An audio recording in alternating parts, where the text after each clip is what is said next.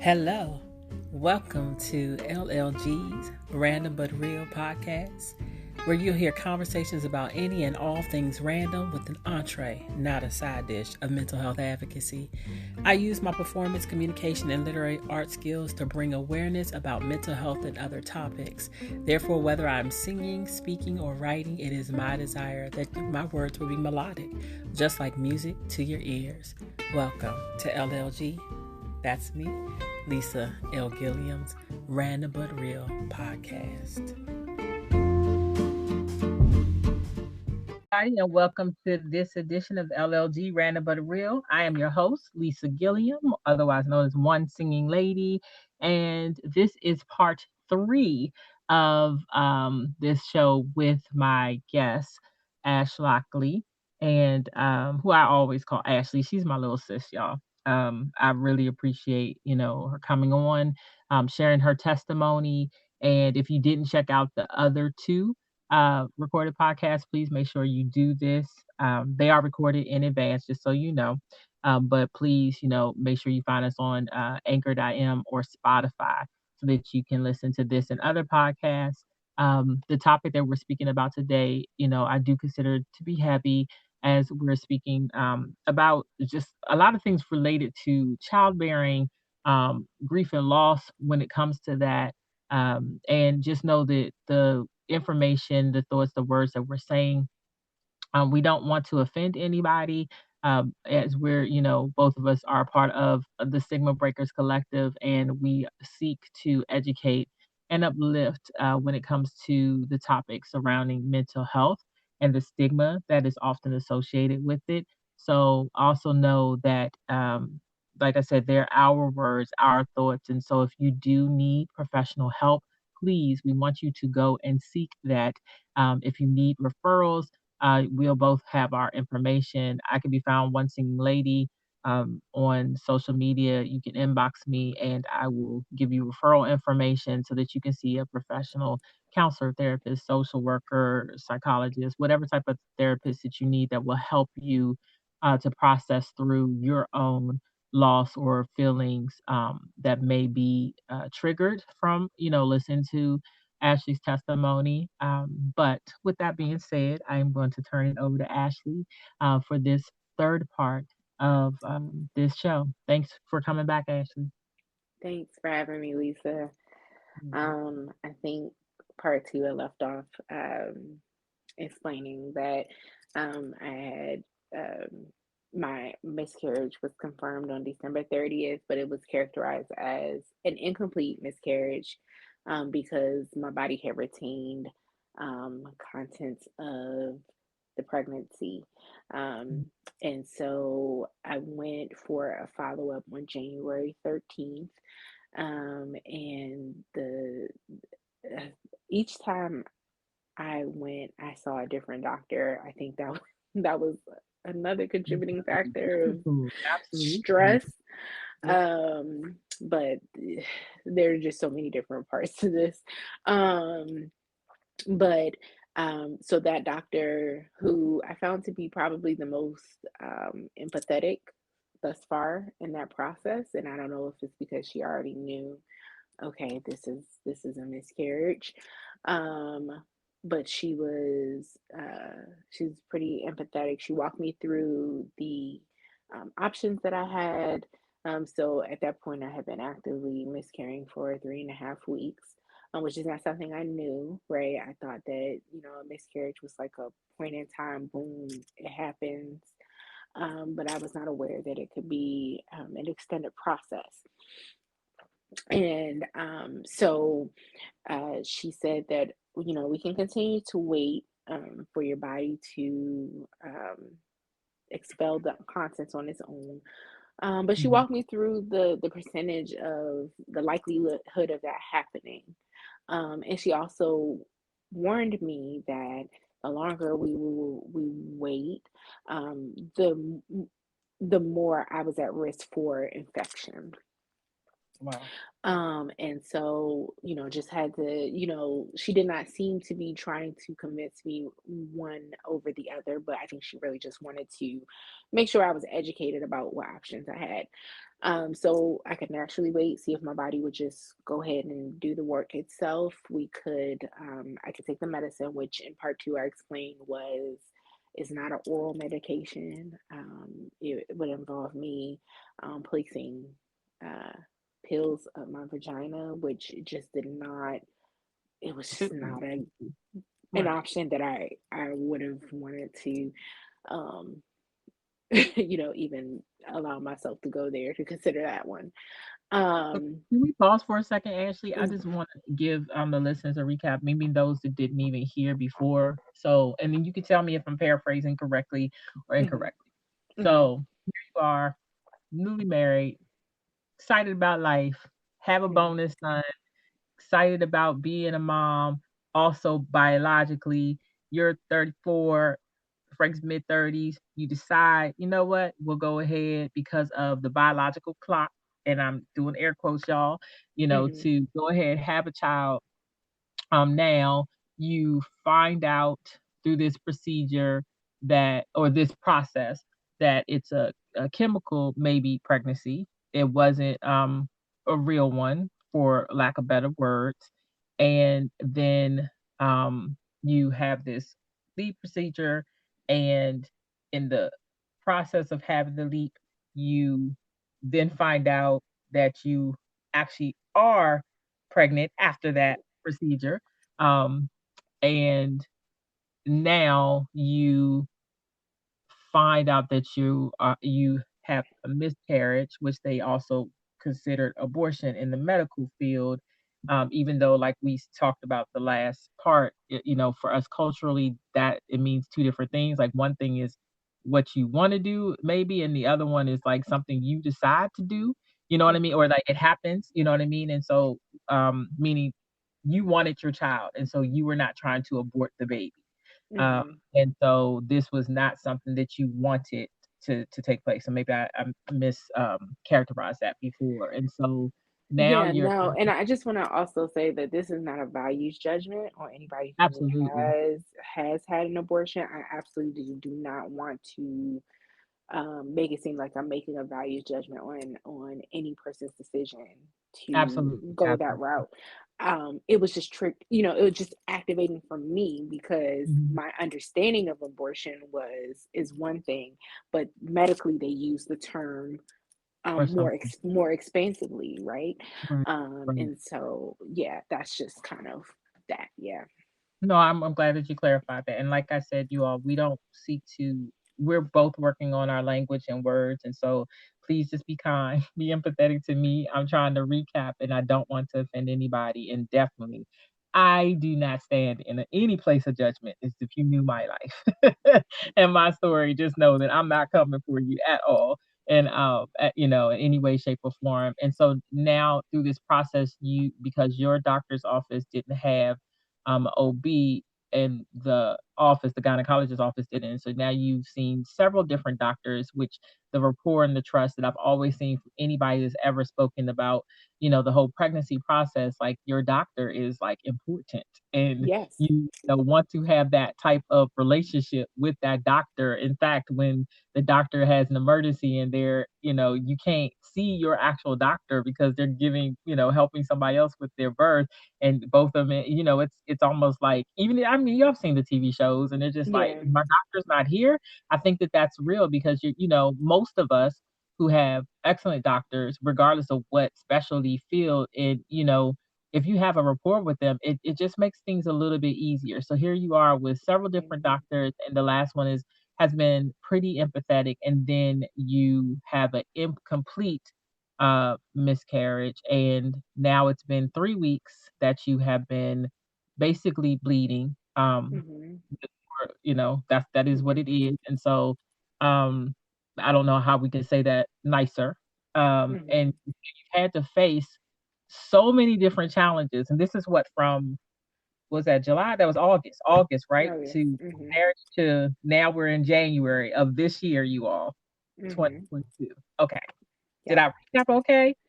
Yeah, like that was good. So yeah, I did have like a either a chemical pregnancy or something. Well, basically, I got a positive at home pregnancy test, but then when they did the confirmatory test, it said no, your body's not pregnant. I had a leap procedure that same month because my cervical cells were abnormal, low risk abnormal. But this is something that I had history with. So this is the third year that they saw these same cells. So it was decided to have a leap, that I should have a leap. But the expectation was not for me to get pregnant because the medical professionals advise that you don't get pregnant with, you know, right That after a procedure. leap. Right. So my doctor advised us to wait 2 months.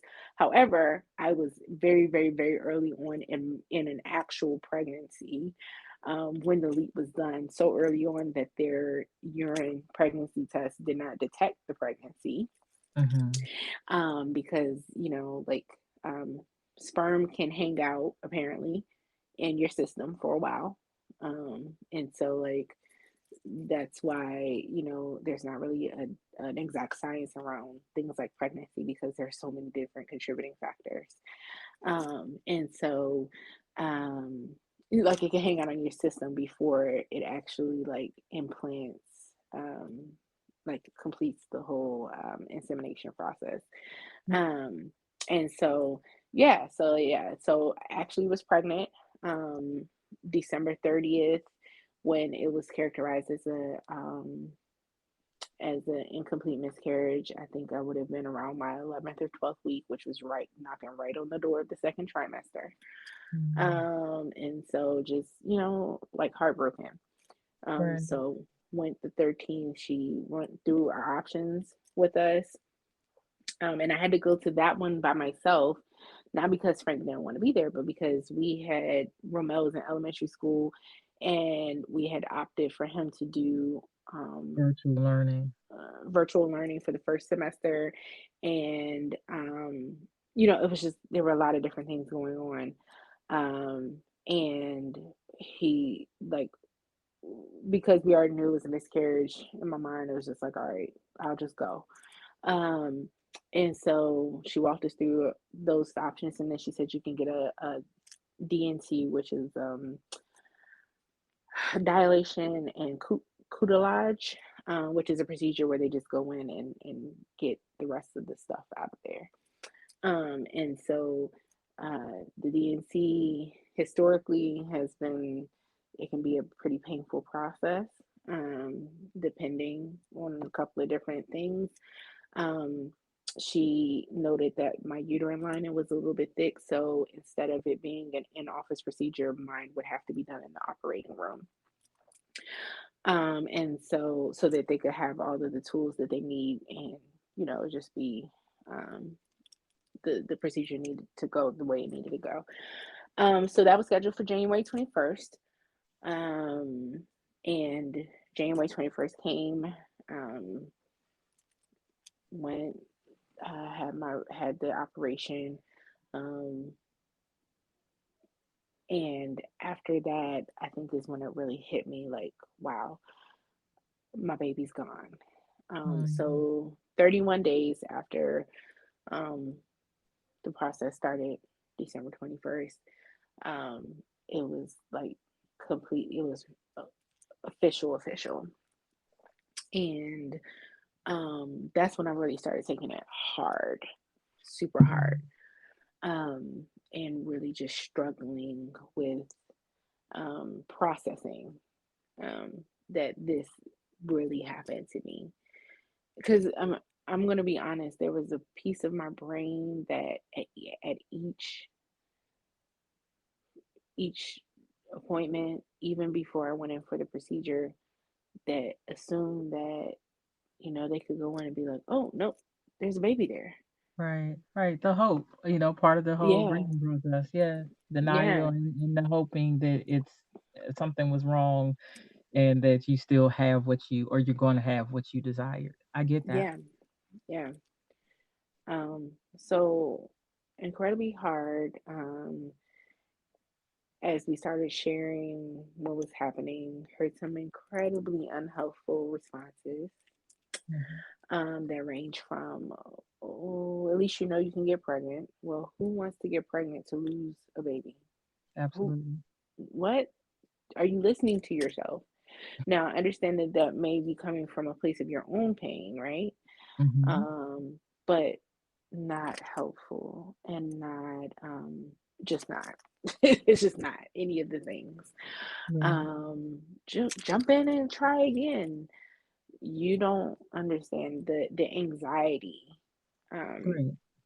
that I've been working through, um, around even things like intimacy with my husband. Mhm.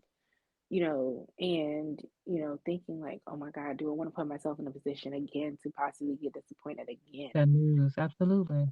Understood. There is a lot of different um, things. I had a friend who had the best intentions. My goodness, really the best intentions, but was like, oh, I just want to encourage you to, just make sure you're seeing your therapist. Okay. um, okay. You know what I mean? Like, I don't know what to do with that. Mhm. Because I was seeing my therapist. I started doubling up my appointments. I was already doing that work. Okay. And it just wasn't, it wasn't wrong, but it was just like, you could have just said, I'm here, you know?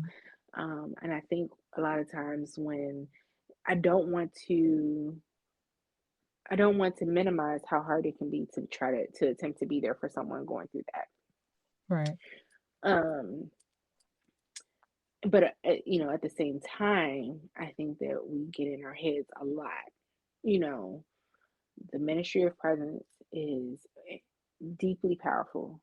It is. And so even just saying, I am here, I'm Right. thinking of you, I am ready to support you in whatever way you can name that you need me to support you.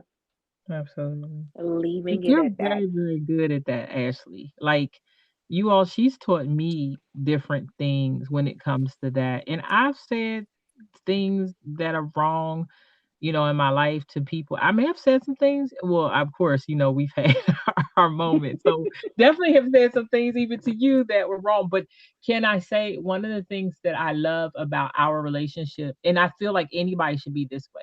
A conflict happens in life. You don't know necessarily what someone needs, but if that person is your friend, your loved one, then you have to be willing to speak up and say, this isn't helpful, or I don't, and I'm not talking about you, Ashley. I'm just saying general, Hmm. Hmm. general, not specific.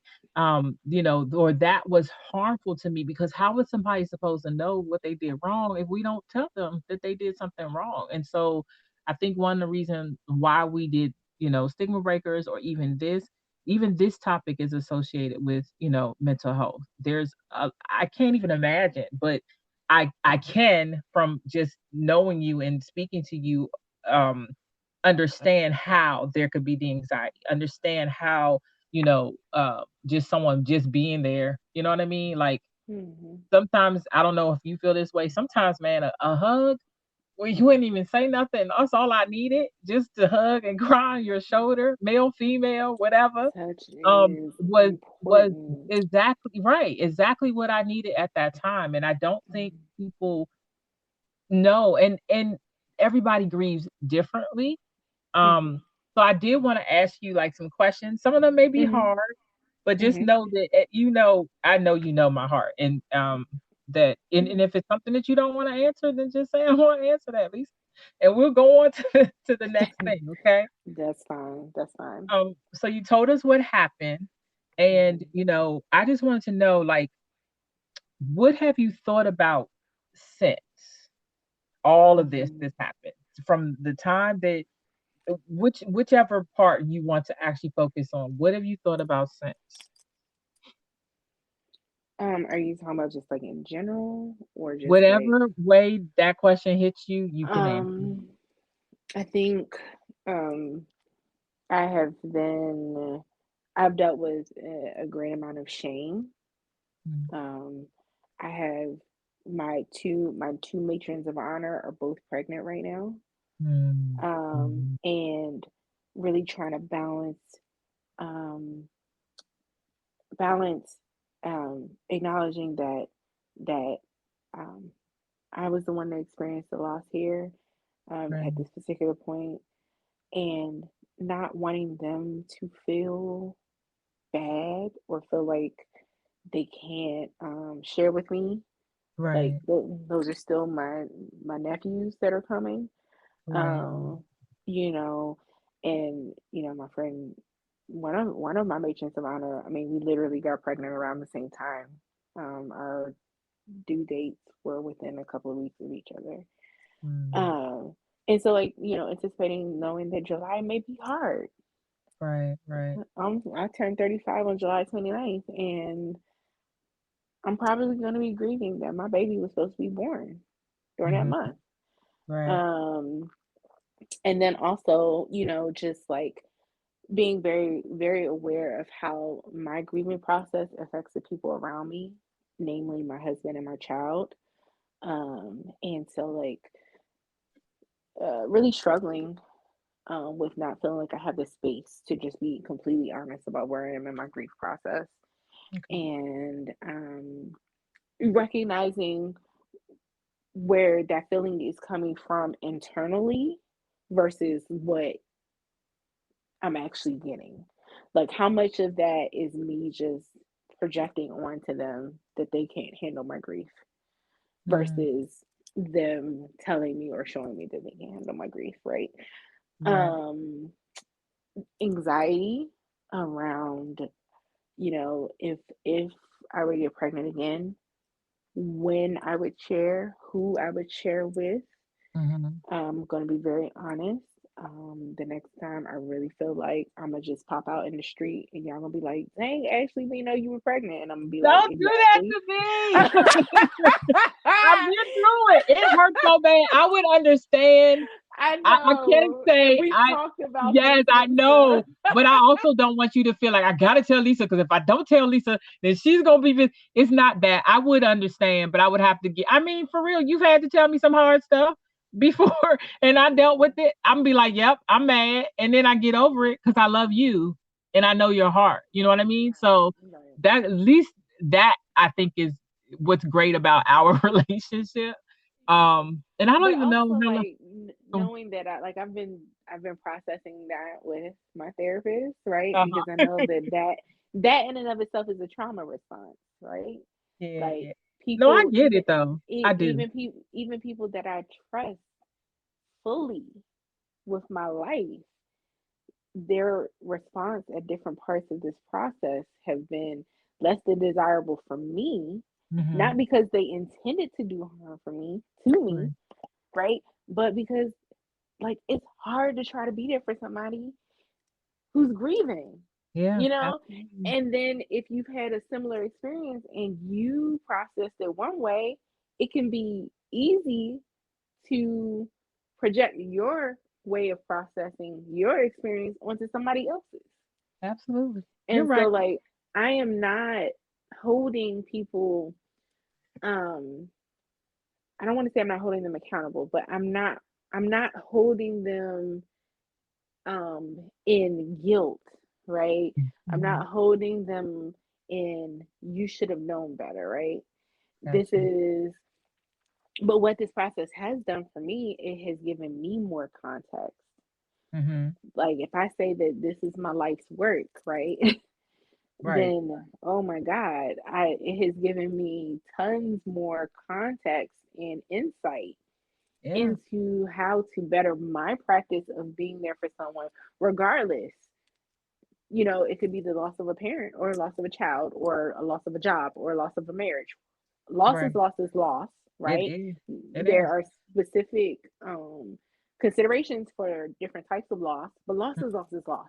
And so, like, Right. ministry of presence is king.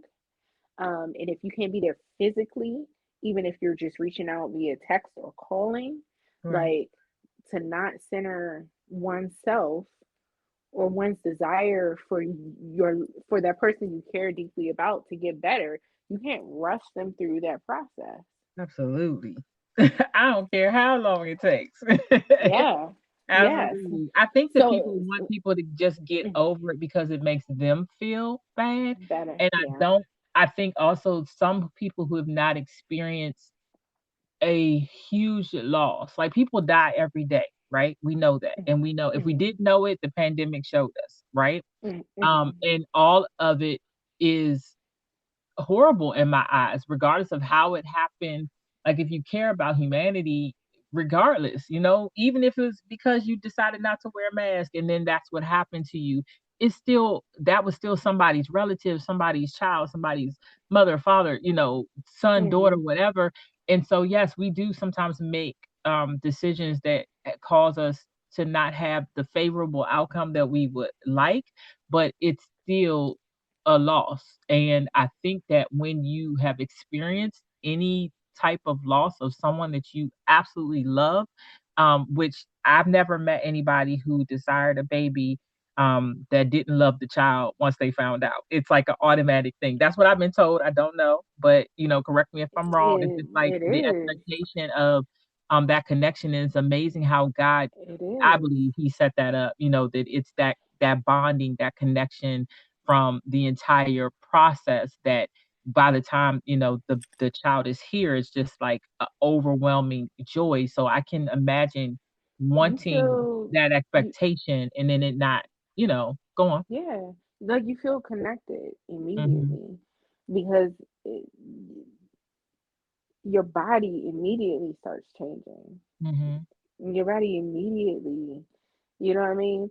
Like I Mhm. had, my pregnancy symptoms were pretty mild. Like I had some nausea, I had some diarrhea, there's certain times of the day that I knew I would feel certain things. My body started waking me up at a specific time in the morning, just Mhm. being early on, just being in the first trimester. So yeah, like even when those things go away, like there's a grieving process and just, you know, those things that you become acclimated with, Right. it Mm. confirms Yeah. that this process has concluded, that my So, body is not there no yeah. What impact would you say this has made on your life? more.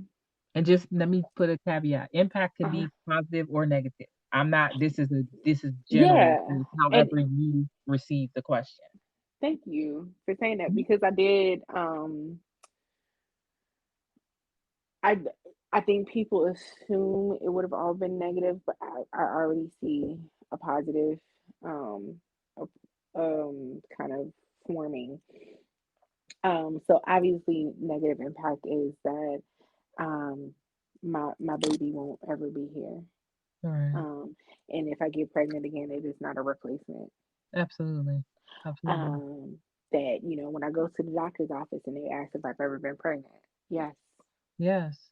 Um, and so, I we decided to still name our baby, even though Mhm. I was too early along to know the sex of the baby, and we named it Nili, which is a Hebrew term, a Hebrew acronym um, that roughly translated into English means the everlasting of Israel. God will not lie.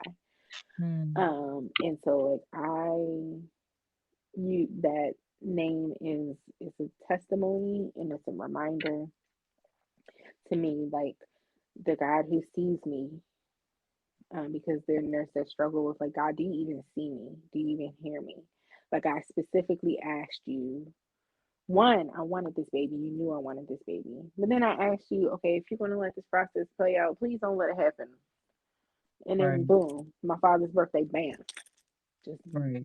we here. Exactly what you didn't want. Yeah, yeah. I mean, I specifically asked that. I Right. verbalized that. Like that. If I can continue to believe that God sees me, if I continue to believe that God hears me, I can continue to believe that God will not lie. whatever that God has purpose for my life, um, that it still can come to pass. Absolutely. Um, and so, like, that is, I think, part of what's coming into a positive impact. But also, I mentioned I'm in my doctoral program. Through processing this, and I just had the beautiful experience of being able to process this with my cohort, which I absolutely did not plan to do. Mm. Mm. But this past week was just so amazing. That's Um, awesome. and but the research for my dissertation, I think I want to look into focusing around lament, the idea of lament, Mm-hmm. um, how it contributes to the grief and loss process, but looking at how we in faith-based spaces, specifically churches, can really enable lament Yeah. as part of our the grieving process, the process of responding to loss, how we can support people, you know, how we can teach responsible language. Right. Okay, everything that comes up doesn't have to come out, saints. Mhm. Absolutely. And so I'm still, a lot of this is obviously because it's still very new and very fresh, but a lot of this is still in transit, Mm. right? But as I wrote on my website, like, I'm healing on the way. That's so you segued into one of my next questions. Um, Actually, I will skip and go back. We've talked, when you talk about lament, it makes me think of Dr. John, who Hmm. was on our Stigma Breaker show, who is Dr. John Nielsen. You all go to the YouTube page, which is spelled out ONESINGINGLADY, and look for our grief and loss topic. It's also on this podcast too, on the um, Spotify and Anchor.fm LLG Random but Real podcast, and listen to it. If you've experienced any type of grief, I promise you, I know it blessed me. And he Hmm. speaks about lament, and he was my grief share facilitator when my mom died. It's hard to believe that it'll be 5 years in October. However, one of the things we talked about in grief share is the difference between moving on and moving forward.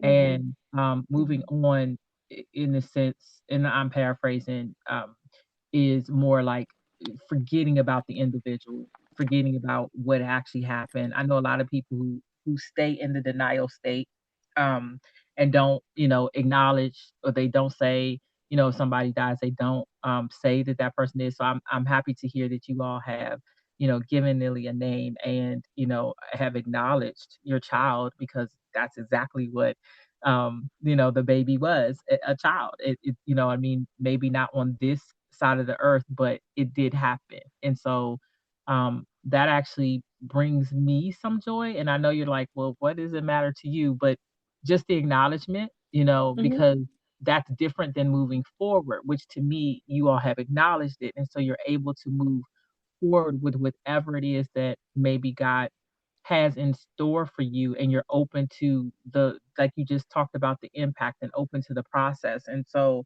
one of the well, two of the questions I wanted to ask is, like, what's been the hardest thing for you, maybe when you Hmm. think about, the moving forward, and then what do you think needs to happen for you to continue to move forward, because we're always supposed to be growing and learning, even in Hmm. the hard decisions or lessons, even when Hmm. I don't know sometimes how you do it, Ashley, but I do appreciate that you do. Um, you keep going, regardless of what's happened, and you're such a light to so many people, even when you don't want to be. You can't, a light shines. That's what it does. And you could try to hide the light, but you can't. Like, if that's what you are, if that's part of what you do, and you're bringing light to other people, it doesn't matter the state that you are kind of in, you're still going to shine, and you do in my life and so many other people's lives, even in those places where you might feel, what I'm saying, you're in the dark, and I admire that you continue to move forward. So, you know, what has been the hardest, and then what do you need to do to continue to move forward, and maybe what other people could possibly do who've been or experienced something similar to you, that so that they can move forward, not forgetting what Hmm. happened, but moving forward, progressing. Yeah. Um, hmm. I think the hardest thus far, outside of just like the physical toll that it took on my body, Mhm, is the struggle, the tension between uh, being deciding to be vulnerable, openly mhm, vulnerable. mhm, So outside of like my village and my circle to share, because vulnerability, people will thank you for it, but I've been a part of enough spaces to know that private conversations are sometimes, you know, why would she share that? mm, That's private. mhm. She does she want attention? Does she want pity? No, I really don't. I don't need it. I Absolutely. promise you, I do not. Yeah, But somebody has to do it. When uh, when they share with us that it was an incomplete miscarriage, the doctor there said, "I wish we talked more about this." okay. 25%, it's estimated that 1 in 4 women who are pregnant or who experience pregnancy will experience pregnancy loss. Mm, So that's 25%, and that's what they can estimate based off of what they know. And there are more that happen that they don't know about. Um, absolutely. and so you think about just how big of a number that is. And I know it's scary to talk about these things because you don't want to scare people, Mhm. which is, like that's a legit fear, right? You don't want to scare Right. people into not, but this is something that's always existed. And if we are not talking about it, people don't have a way to move forward in making decisions in an informed way. Mhm. Um, and being informed is powerful. It can be powerful. I mean, it can hold you back if you decide to let it hold you back, but it can be powerful, right? To know that Right. I'm intentionally entering into this process and I recognize the risk and I recognize the things that might happen. And I know I'm armed with information so that I can better advocate for myself. Mhm. And I think that's where, I really knew that I would at some point need to share my story. I did not appreciate people trying to push me that Right. that to that place. And I want to make it clear that you are not one of the ones. So Thank publicly make it you. clear. Because we've I'm talked glad. about this, we've had conversations about this, and I Right. said, no, Lisa, you're not one of the ones. But there are people who, out of their discomfort in what you've shared, immediately go to, oh, God's going to use this for his glory.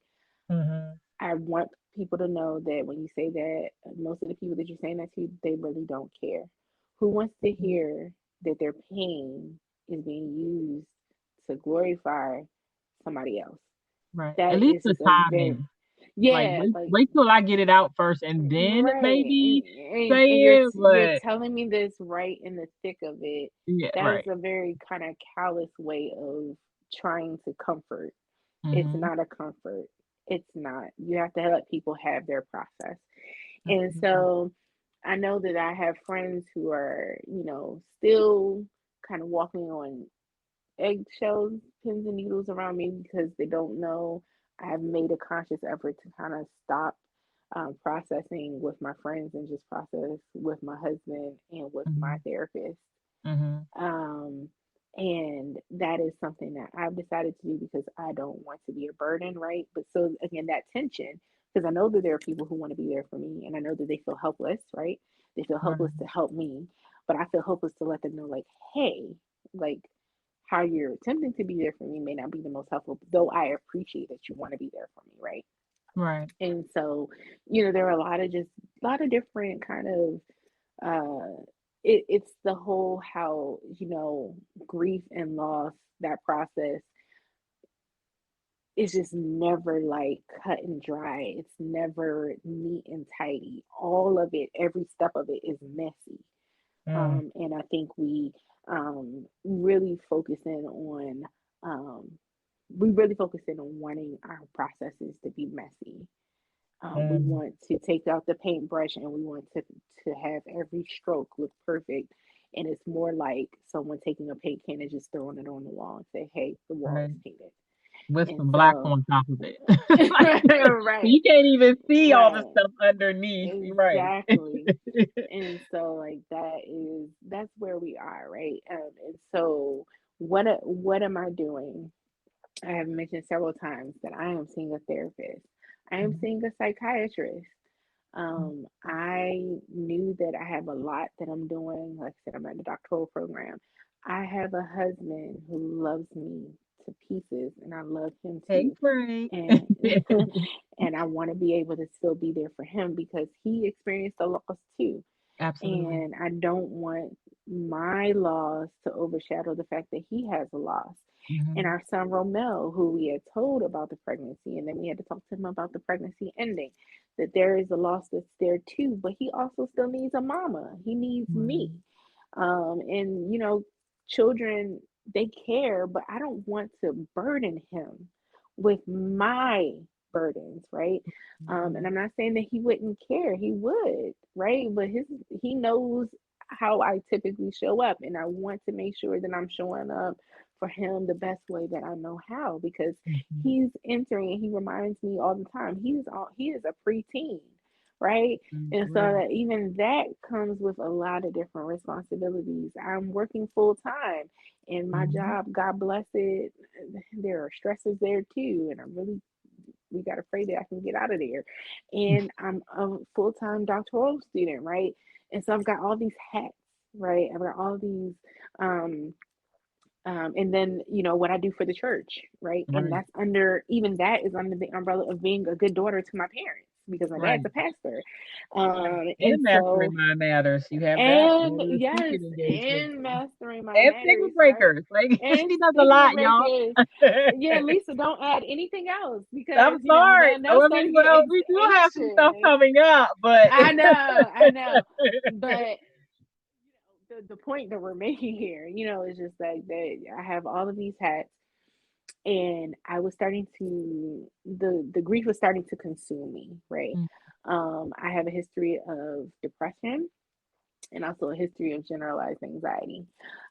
And all of that was activated through this process, as you can imagine. And mm, so I made the choice to go see a psychiatrist because I fully believe in breaking stigma that if I'm at a place where I may need to utilize something more than talk therapy, such as mm, medication, right? mm, To help me continue to be in a place where I can function, right? So that I have the strength to be able to continue to work to be okay, right? I'm right, not taking medication to be okay. I'm taking medication so I can have the strength to continue to fight to be okay, right? right. And so then that's where I am. And it is a step by step. I'm seeing the psychiatrist every 2 weeks, and we are evaluating. Okay, where are you at? What's going on? Is this helpful? Is it not? You know, and that's what I'm doing. I am leaning into the things that I know will help me remain. Um, working, being very more comfortable with communicate verbalizing to my husband what I need, right?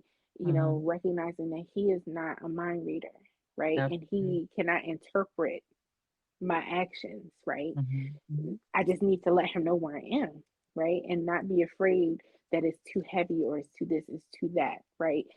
Because because you're already feeling shame and guilt, right? About the Hmm. process with your body, you can project that onto other people. So because you're shamed and because you're feeling guilty, you're projecting that they're shaming you, right? They want you to feel guilty, and that's not always the case. And I know it's not the case for me, but I cannot speak to other people's experiences, right? But I think the bigger thing is recognizing what's coming from internal, right? Versus Hmm. what is actually happening. Right.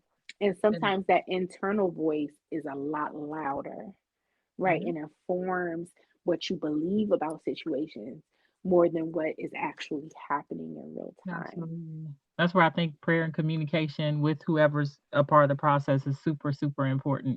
Yes. If you don't speak about whatever it is, then you definitely can't know where another person is. And so, yeah, but avoidance is, often the thing that we do when we're in the most depths of our pain.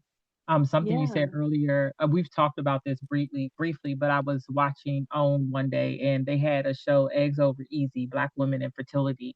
And I learned so much about us, I'm African American too, through this process. And a lot of people feel like, I want to get pregnant, I'm just going to have a child. Well, that's not the case for everybody. For those who are listening, there are a lot of people who have lost children, in the same way that Ash is, spoken about today. And then people like me who wanted to have them, don't know if I can. Hmm.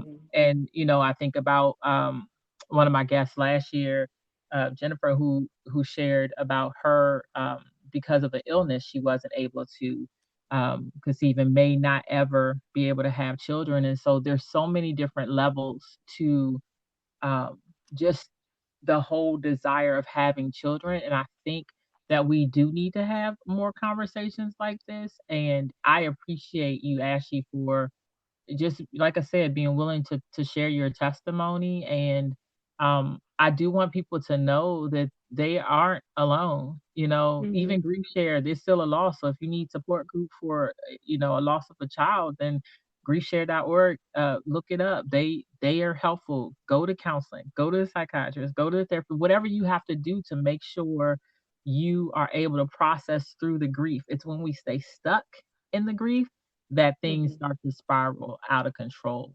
Um, Hmm. so with that being said, I would love for you to give your final comment. I mean, we could go on and on. Like if you feel we need a part four, we can do it. You let me know. But I'm sure we'll revisit this, again, if not. Yeah. And then please definitely put your contact information out there as well. Yeah, I just want to say thank you for providing this space for me to be able to talk.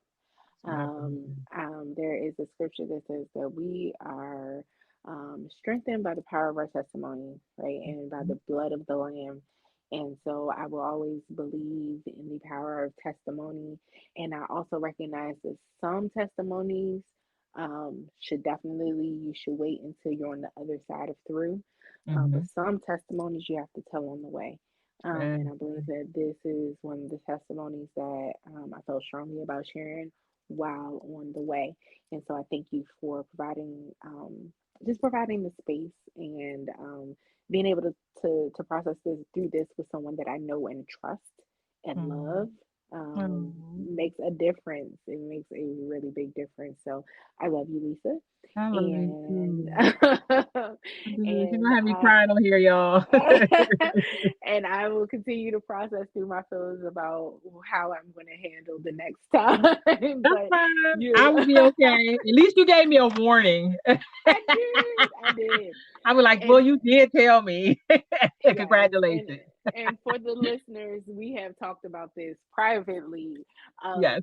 but Lisa and I have always operated like we don't mind letting our stuff hang out, even our relational stuff between the two of us.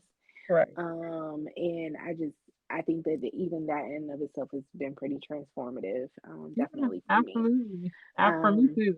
yeah, like we're fighting against this whole perfectionism thing because nothing looks perfect. Nothing is perfect and nothing looks perfect.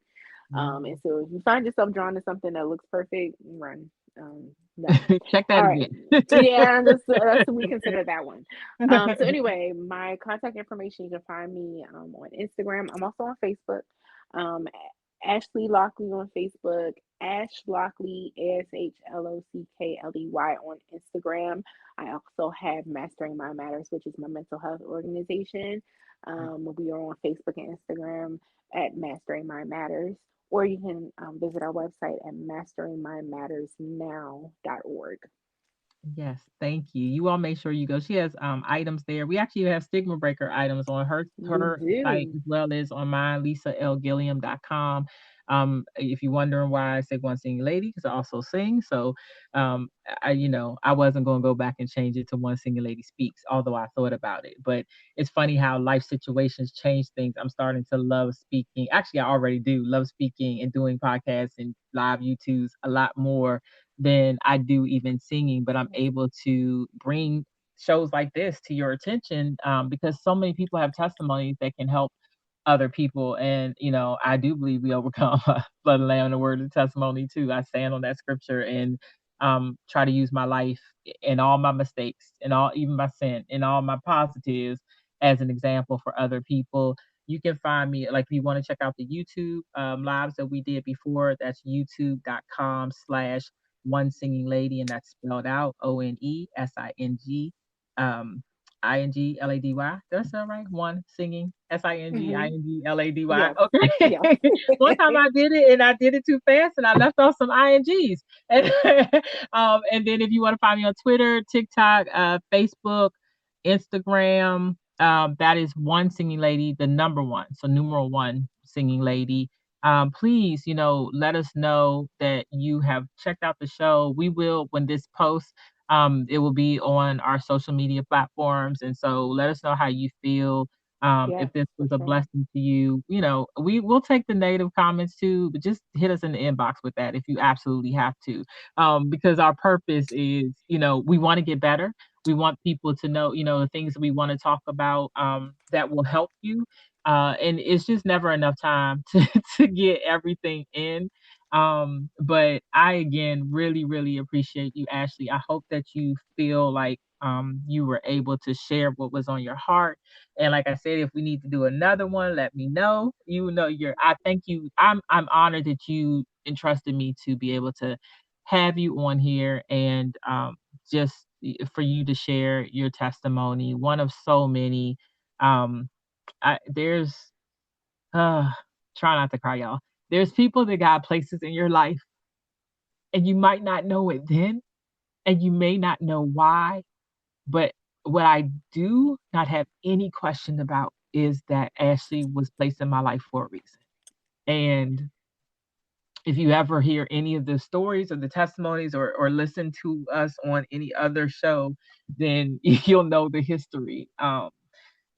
Good, bad, and indifferent. And I just want to encourage you that if today you are going through something and you're listening to this and you wonder if things are going to work out for your good, I stand on Romans 8:28. If you don't know the scripture, Mhm. actually, I want you to go ahead and look it up. Mhm. Normally, I just would quote it, but I want you to actually pull out a Bible, go ahead and look up Romans 8:28, and just know that that's true. That's the only thing that I can say about it. And so, thank you for helping me along my process, and I pray that I'm continually able to do the same thing for you. I'm here if you need me. I love you so much, and Love you again, too. thank you for being here. I truly appreciate the opportunity. Thank you. Uh, All right. You all have a great rest of your day. And make sure you like, share, subscribe, Anchor.fm or Spotify, LLG Random But Real. And we'll see you next time. We're out. Please note any comments made on this LLG Random But Real podcast by myself, Lisa One Singing Lady Gilliam, or my guests are our own views. They are not to be made or determine an actual professional or in lieu of an actual professional. If you relate to any of the topics, please seek professional help. Contact a therapist, a psychologist, any other mental health professional, or if it's an emergency, please call 911. Thank you so much for tuning in.